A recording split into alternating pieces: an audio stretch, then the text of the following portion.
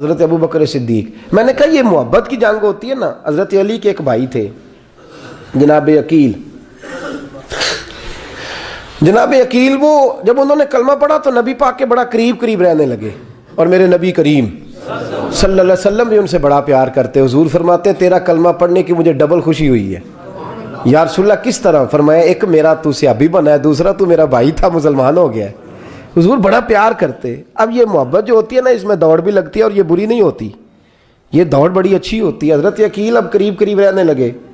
میں نے عرض کیا کہ نبی پاک اپنے ذاتی کام حضرت صدیق اکبر کو بتاتے تھے. گھوڑے کی تیاری کر, فلاں کام کرنا ہے, سیدہ فاطمہ کی شادی کرنی, ہر معاملے میں سیدنا صدیق اکبر پیش تھے. اب جب عقیل بن ابی طالب آئے تو حضور کا پیار تھا ان سے بھی, اب محبت کی جنگ چھڑ گئی. اب جناب عقیل کہتے ہیں میں کہنے لگا یار یہ کہیں پیچھے ہوتا ہی نہیں, ہر معاملے میں اسے پیچھے بٹھاؤ بھی تو آگے آ جاتا ہے, اس نے کیا کمال کر دیا ہے. کہتے ہیں آہستہ نا میں جوان تھا, ابھی نوجوانی کا عالم تھا, تو وہ خاص پہلو میں سمجھنے سے ابھی قاصر تھا. توجہ ہے آپ کی؟ کہتے ہیں ایک دن نا بڑی باتوں میں حضور فرماتے ابو بکر میرا گھوڑا تیار کرو, تو کہتے ہیں میں دوڑ کہتا تو چھوڑ میں کرتا ہوں. کہتے ہیں وہ چپ کر جاتے. جتنی جگہ وہ مجھ سے بن سکا میں نے روکا. حضرت صدیق اکبر بولے, کہتے ہیں ایک دن نا مسجد کی پہلی صف میں بیٹھا تھا. میں نے پچھلے جمعے بھی کہا تھا اگے ہو بوے جڑا پہلوں آئے, یہ حکم ہے نا حدیث میں, پہلے آئے اور آگے بیٹھ جائے, گدنے پھلانگنے سے منع کیا. کہتے ہیں ابو بکر صدیق, توجہ ہے آپ کی, ان کی عادت تھی کہ جمعے والے دن مسجد کی صفائی کرتے اور صفائی کر کے سب سے آگے بیٹھ جاتے. بات ذرا میں نے قریب ہو کے سن دی, پاس بیٹھ جاتے. عقیل بن ابی طالب کہتے ہیں میں بھی آیا سیدنا صدیق اکبر, اور مجھے کئی دنوں سے جلال تھا کہ یہ پیچھے ہوتا ہی نہیں. کہتے ہیں میں آیا تو حضرت ابو بکر آگے بیٹھے تھے, تو میں نہ جان بوجھ کے, بچہ تھا اور محبت تھی سرکار سے, ابو بکر سے بغض نہیں کوئی, خدا رہا اس بات کو ضرور ذہن میں رکھیں. فرماتے میں نے کہا ابو بکر اٹھ. مزے کی بات یہ ہے کہ جس مسجد میں صدیق اکبر بیٹھے ہیں اس کی جگہ بھی انہوں نے خرید کے دی ہے. مسجد نبوی کی زمین کی سب سے پہلی رقم حضرت ابو بکر صدیق نے ادا فرمائی. اٹھ. کہتے اٹھے, پیچھے چل. توجہ ہے آپ کی؟ آنکھ کے تو ویکھے کو کسی نے, پاویں مہڑا ہوئے تو پاویں تو چھوٹا بندہ آکھے تو پھر تو دی خیر ہی نہیں, عمر میں چھوٹا ہو یا مال میں. اٹھ چل پیچھے. اللہ اکبر. حضرت علی دیکھ رہے تھے. کہتے ہیں سیدنا صدیق اکبر اٹھے, پچھلی صف میں, پھر اس سے پچھلی صف میں, پھر اس سے پچھلی صف میں, 7ویں صف میں پہنچ گئے, اور وہاں ہاتھ باندھ دیے. کہنے لگے شہزادے اجازت دے تو یہاں بیٹھ جاؤں, تو رسول اللہ کا خاندان ہے, اجازت دے تو یہاں بیٹھ جاؤں. حضرت عقیل کہتے ہیں بیٹھ جاؤ. حضرت ابو بکر صدیق چپ کر کے پیچھے مل جائے وہی کافی ہے. 7ویں صف, شہزادے یہاں بیٹھ جاؤں. میں بیٹھ جا. وہاں بیٹھ گئے, نماز جمعہ پڑھا, سب چلے گئے. حضرت علی حضور کی بارگاہ, یا رسول اللہ عقیل کو تو کچھ سمجھائے. حضور نے فرمایا کیا ہوا؟ کہ حضور اکثر ابو بکر صدیق سے یار جاتا ہے, آج بھی پہلی صف سے اٹھا کے 7ویں صف میں. شکایت تو حضرت عقیل کی لگ رہی ہے نا, اور حضور فرماتے علی تو عقیل کی چھوڑ, بتا ابو بکر نے کیا جواب دیا ہے. تو ابو بکر کی بتا, تو اس کی چھوڑ, تو اس کی, تو میرے دوست کی, میرے یار کی, میرے خلیل کی بتا. تو حضرت علی رو پڑے, کہنے لگے محبوبہ ابو بکر جیسا درد کہاں سے ڈھونڈ کے لائے. تو چپ کر کے 7ویں صف میں گیا, اور اس نے کہا تو خون رسول ہے, تیری نسل پاک میں ہے بچہ بچہ نور, تو ہے نے نور تیرا سب گھران. چپ کر کے بیٹھ گیا. حضور نے فرمایا بلاؤ ابو بکر کو, عقیل کو بھی بلاؤ. دونوں آ گئے. حضور نے فرمایا ابو بکر جمعے میں کیا ہوا ہے؟ عرض کی حضور کچھ بھی نہیں. حضور نے فرمایا تجھے کسی نے صف سے اٹھایا؟ کہا نہیں یا رسول اللہ نہیں. آپ کو کس نے بتایا؟ حضور کیا؟ فرمایا نہیں میں نے سنا ہے کہ تجھے عقیل نے. کہا حضور وہ شہزادے آئے تھے, انہوں نے یار اتنا جذبہ دنیا کہاں سے ڈھونڈ کے لائے گی. بلے شاہ اوتھے ککھ نہیں بچدا جتھے عشق نے لایا ڈھیرا. کہا حضور یار یہ لفظ تاریخ میں ڈھونڈو گے تو نہیں ملے گے. میرے ابو بکر صدیق کیا فرماتے ہیں؟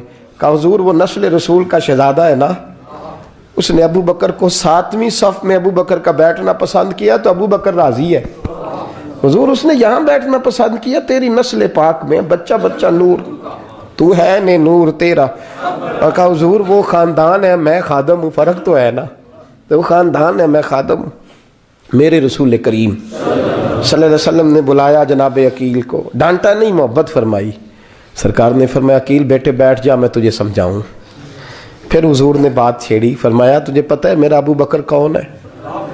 عرض کی حضور میں، فرمایا نہیں سن، مکے میں سارا مکہ میرا دشمن تھا، یہ میری تنائیوں کا دوست تھا۔ فرمایا لوگ تلواریں لے کے آتے تھے مجھے مارنے، اور اس کی تلوار اٹھتی تھی، کہتا تھا پہلے میں مروں گا پھر کوئی مصطفیٰ تک جائے۔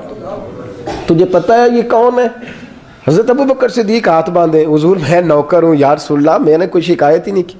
فرمایا عقیل یار ادھر بیٹھ بیٹے، میں تجھے بتاؤں۔ کہا لوگ جشے بے ابی طالب میں قید کر آئے تھے، میری بیٹیاں پتے کھا کے گزارا کرتی تھی۔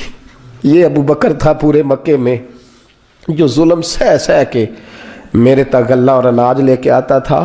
فرمایا عقیل ادھر آ، میں تجھے بتاؤں، تیرا خاندان تیرا قبیلہ سوائے مولا علی شیر خدا کے، فرمایا وہ سب لوگ میرے ساتھ پیار کرتے تھے، ہمارے اوپر انہوں نے مکے کی زمین تنگ کر دی۔ فرمایا میں مکے سے نکلا تھا، ابو بکر کی بیٹی غار ثور میں کھانا پکا کے لاتی تھی، اس کا بچہ بکریوں کا دودھ لے کے آتا تھا۔ فرمایا یہ جان پہ کھیل کے میری نگرانی کرتا تھا۔ فرمایا تجھے پتہ ہے جس جگہ تو بیٹھا ہوا ہے نا، یہ مسجد کی زمین بھی ابو بکر صدیق نے خرید کے دی۔ حضرت سیدنا عقیل یا رسول اللہ غلطی، حضرت ابو بکر کہتے ہیں حضور واللہ و رسول و منو، میرے اوپر اللہ رسول کے احسان ہے۔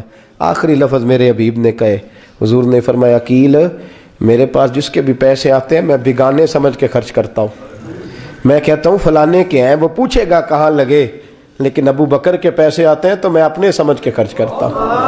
اور میرے رسول کریم صلی اللہ علیہ وسلم نے فرمایا میرے ساتھ جس نے نیکی کی میں نے بدلہ چکا دیا ہے، ابو بکر کا میں نے بدلہ دیا ہی نہیں۔ قیامت کے دن جب سب جنت میں جانے لگیں گے تو میں اس کا بازو تھام کے اللہ کی بارگاہ میں لے جاؤں اور میں کہوں گا یا اللہ میرے مولا، کلمہ پڑھنے سے لے کر غار تک، غار سے بدر تک، بدر سے احد، حنین، خندق، تبوک اور مزار تک، یا اللہ اس کی بڑی نیکیاں ہیں، اسے تو ہی بدلہ عطا فرما۔ میرے دوستو یہ رنگ حضرت سیدنا صدیق اکبر، بس وہ اقبال نے کہا کہ صدیق کے لیے ہے خدا کا رسول اور اس سے آگے پیچھے کچھ نہیں۔ یہ جو ماننے کا انداز ہے نا، یہ دیکھیے نا حضرت ابو بکر صدیق، بڑی دفعہ آپ نے بات سنی ہے لیکن اس بات کی لذت بڑی شاندار ہے۔ حضرت عمر نے طبیب بلایا ہے ابو بکر کو دکھانے کے لیے ملک شام، پہلے مانتے نہیں تھے، مولا علی کی سفارش ڈالی، پھر دونوں لے کے آئے، سیدنا علی المرتضیٰ بیٹھے ہیں، حضرت عمر بیٹھے ہیں، کہتے ہیں طبیب کو چیک کرو، ملک شام کا بڑا ڈاکٹر ہے۔ چیک کر لیا تو ڈاکٹر کہنے لگا کوئی مرض نہیں، کوئی تکلیف نہیں، کمزوری بڑی ہے، کمزوری بڑی ہے، ان سے پوچھیں انہیں کیا مرض ہے۔ تو حضرت عمر کہنے لگے یار بول کیا مسئلہ ہے تجھے، کیوں اتنا کمزور، اتنا بیمار رہتا ہے، کیا پرابلم ہے، کیا مسئلہ ہے؟ تو حضرت ابو بکر صدیق نے آنکھیں کھولیں اور کہنے لگے عمر تو قسم اٹھا کے بتا، تجھے پتا نہیں مجھے کیا مسئلہ ہے؟ تو اٹھا نا قسم، جنہاں دے دل بر جانی وچھڑن، کون روے پھر تھوڑا، سب روگاں دائی روگ محمد جس کا نام وچھوڑا۔ تجھے نہیں پتا تو بول، اگر خبر ہے تو پوچھتا کیوں ہے؟ میرے دوستو کمال دیکھو، مدینے میں آج بھی مصطفیٰ کو سلام کرو تو ساتھ ہی صدیق اکبر لیٹے ہوئے، ساتھ ہی لیٹے ہوئے مدینے میں۔ ابو بکر صدیق روز رات کو جا کے اس کے گھر کا کام کاج کر کے آتے۔ کام بتاؤں کیا تھا اس کا؟ جاگ رہے ہیں آپ لوگ؟ اس زمانے میں نا لوگ باتھ روم گھر میں بنا لیتے تھے، شاید پرانے لوگوں نے دیکھے ہوں، وہ اس کے اندر ہی پیشاب پخانہ رہتا تھا، وہ آتے تھے ملازم تو وہ اٹھا کے باہر پھینکا کرتے تھے۔ وہ بی بی گھر کے اندر پیشاب کرتی، نابینا ہے، وارث کوئی نہیں، ابو بکر صدیق آتے، امیر آدمی اور اس کا وہ پخانہ پیشاب اٹھا کے باہر پھینک کے آتے، پھر اس کے گھڑے میں پانی بھر کے لاتے، پھر اس کے گھر میں جھاڑو دیتے، پھر اس بوڑھی عورت کو کھانا کھلاتے، پھر اس کو خرچہ دیتے، پھر اس کو کہتے کہ فلاں آدمی کی تیرے پڑوسی کی میں نے ڈیوٹی لگا دی ہے، ضرورت ہو تو اس کو کہہ دینا۔ بڑے زمانہ خدمت کی۔ ایک دن حضرت عمر فاروق اس بی بی کے دروازے پہ چلے گئے، دستک دی، اس نے کہا کون ہے دروازے؟ کہا میں عمر فاروق ہوں، عمر بن خطاب ہوں، پتہ چلا ہے آپ لوارث ہیں، میرا دل کرتا ہے میں آپ کے گھر کا کام کاج کر دیا کروں۔ تو بی بی کہنے لگی نہیں، ایک بندہ آتا ہے کئی سالوں سے وہ کر رہا ہے مجھے وہی ٹھیک ہے، ایک آتا ہے بڑے سالوں سے کام کرتا ہے وہی ٹھیک ہے۔ تو حضرت عمر کہنے لگے میں نے بھی کام ہی کرنا ہے، کچھ اس سے کرا لیں، کچھ مجھے موقع دے دے نیکی کا۔ کہنے لگی نہیں وہی ٹھیک ہے۔ تو فرمانے لگے میرے اندر کیا نقص نظر آیا ہے، اماں جی مجھے بھی ٹائم دیں۔ تو بی بی کہنے لگی نہیں وہی صحیح ہے۔ حضرت عمر جذباتی آدمی تھے، جلالی آدمی تھے، کہنے لگے میں نے کہا نہیں مجھے بتاؤ میں کیوں نہیں کر سکتا۔ تو بوڑھی اماں کہنے لگی تجھ میں اور اس میں فرق ہی بڑا ہے۔ کہا وہ کیوں؟ کہنے لگے اتنے سال ہو گئے اسے آتے ہوئے، اتنے سال، تو پہلے دن آیا ہے اور آتے کہہ رہا ہے میں عمر بن خطاب ہوں، اپنا نام بتا رہا ہے، سالوں ہو گئے میں روز پوچھتی ہوں تیرا نام کیا ہے، وہ بتاتا ہی نہیں۔ وہ کہتا ہے اماں میں کام صحیح کرتا ہوں تو نام کو چھوڑو، نام بتا کے کیا کرنا ہے۔ فرمایا یہ تھوڑا فرق ہے، اس نے اتنے سالوں میں نام نہیں بتایا اور تو پہلے دن ہی آگے کہہ رہا عمر بن خطاب ہوں، تو ابا جی کا بھی نام بتا رہا ہے، میں نے نہیں کام کرانا، مجھے وہی صحیح ہے۔ نام نہیں بتاتا، نوکری پوری کر جاتا ہے۔ حضرت سیدنا عمر فاروق فرماتے ہیں میں تہجد کے وقت جھاڑیوں میں چھپ کے بیٹھ گیا، کہتے ہیں مسجد نبی سے وہ شخص نکلا، چہرے پہ نقاب، پیروں سے ننگا، اور میں نے اس شخص کو خرامہ خرامہ اس بوڑھی عورت کے گھر کے قریب جاتے دیکھا، تو پیچھے سے جا کے میں نے کہا او مسافر چہرہ تو دکھا۔ تو کہتے ہیں چہرہ اٹھایا تو ابو بکر صدیق تھے، صدیق اکبر تھے۔ حضرت عمر فاروق فرماتے ہیں میں نے کہا تو جوتی کو اتار کے آتا ہے؟ تو کہنے لگے جوتی سے جب چلتا ہوں تو پیروں میں آواز پیدا ہوتی ہے جوتے کی وجہ سے، پڑوسیوں کو تکلیف دینے کا مقصد تو کوئی نہیں نا۔ اور فرمایا جب جوتوں سے آواز پیدا ہوگی تو گلی محلے والے پوچھیں گے ابو بکر کدھر جا رہا ہے، تو میں نیکی کسی کو بتانا نہیں چاہتا۔ تو فرمایا ابو بکر کب سے آ رہے ہو؟ فرمایا چھوڑ عمر، بس دعا کر رب میرا آنا قبول فرما لے۔ تو دعا کر سرکار کی بارگاہ میں حاضری صحیح لگتا ہے، چھوڑ میں کب سے آ رہا ہوں، کس وقت سے آ رہا ہوں، اس مسئلے کو چھوڑ، تو یہ دیکھ پانی پر نسویلیاں رنگا رنگ کڑے پریا اس دا جانیے جس دا توڑ چڑھے۔ یہ بات آپ نے درجنوں بار سنی ہے، لیکن اس پر غور تو کرو میرے دوستو کہ حضرت عمر فاروق فرماتے ہیں جن دنوں تبوک کے لیے میرے نبی نے اعلان فرمایا میرے حالات اچھے تھے، ابو بکر کے اچھے نہیں تھے، مالی حالات کمزور تھے، کچھ مسائل تھے، میرے اچھے تھے۔ میری سرکار نے اعلان فرمایا کہ پیسے دو، فرماتے ہیں چونکہ میرے حالات بھی اچھے تھے تو میں نے کہا اس دفعہ پہلا نمبر میرا ہی ہوگا۔ فرماتے ہیں آدھا مال گھر کا، یہ بھی بڑی دلیری ہے۔ کتنا؟ بولیے اتنے تے سی ابے نو نہیں دس دے ساڑھے کو پیسے کنے نے، کہتے ابا جی مانگنا لین، والد صاحب کو نہیں بتاتے، ہماری جیب بکھری ہوتی ہے، ایسے ہی نانا کو مانگی نانا لے۔ آدھا مال حضرت عمر فاروق فرماتے ہیں آدھا مال میں نے بانٹ کے حضور کی بارگاہ میں، اور ساتھ میرا ارادہ ہے کہ ابو بکر آج میں نہیں تجھے آگے گزرنے دیتا۔ فرماتے ہیں مال پیش کیا، تھوڑی دیر گزری تو ابو بکر بھی آ گئے، اور منظر کیا ہے؟ کہتے ہیں انہوں نے قمیض پہنی ہوئی ہے بوریے کی، سر پہ ٹوپی کوئی نہیں، پیروں میں جوتا کوئی نہیں، سر میں ٹوپی کوئی نہیں، پیروں میں جوتا کوئی نہیں۔ کہتے ہیں ابو بکر صدیق آئے، سب کا مال آیا، مصطفیٰ کی بھی اتنی توجہ نہیں تھی، پر جب ابو بکر آئے تو میں نے مصطفیٰ کریم کے انداز بھی بدلے ہوئے دیکھے، اس شخص کے آنے پر بدلے ہوئے دیکھے۔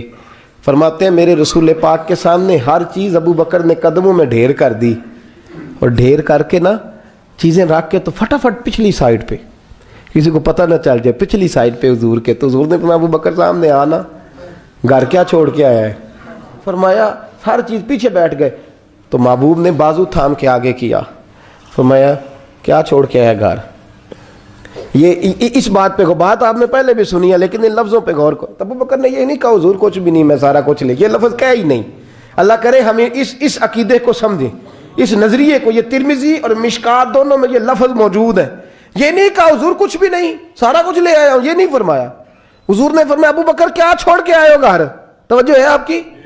لفظ دیکھیں، کہا ما ابقیت اللہ و رسولہ، یا رسول اللہ گھر میں خدا کو بھی چھوڑ آیا ہوں، محمد مصطفیٰ کو بھی چھوڑ آیا ہوں۔ یہ لفظ ہے سیاستہ کے۔ اقبال کہتے ہیں پروانے کو شمع بلبل کو پھول، بس اس بس کو سمجھنا، پروانے کو شمع بلبل کو پھول، بس صدیق کے لیے ہے خدا کا رسول اور بس۔